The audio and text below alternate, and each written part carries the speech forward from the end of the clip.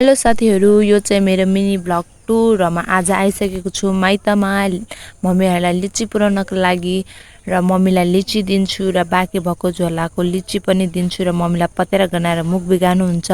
र दाइ पनि एकछिनमा आइपुग्छ र मैले दाइलाई पनि लिची दिन्छु त रमाउँदै त्यो चाहिँ लिची खान्छ अनि एक झुप्पा लिची बोकेर फेरि म कान्छाबानिर जान्छु हाम्रो अङ्कल घर ल कान्छाबालाई मैले लिची दिन्छु र कान्छाबालाई लिची दिइसकेपछि कान्छामा पनि उठ्नुहुन्छ कान्छामाको कपाल देखेर मलाई हाँसो उठ्यो अनि फेरि कान्छामाले पनि लिची खानुभयो र म घरमा आएँ मलाई बस्दा बस्दा झ्याउ लाग्यो अनि बहिनीहरू पनि एकछिनमा आइपुग्यो बल्ल अनि बहिनीहरू आइसकेपछि बहिनीलाई एउटा भिडियो खिच्न भनेर बहिनीले भिडियो खिचिदिरहेको थियो डान्स भिडियोको खिच्नलाई अनि डान्स भिडियो खिचेपछि बहिनीको र मेरो एकछिन झगडा भयो फेरि पनि झगडा मिलेर हामी सबैजना मिलेर फेरि लिची खाएँ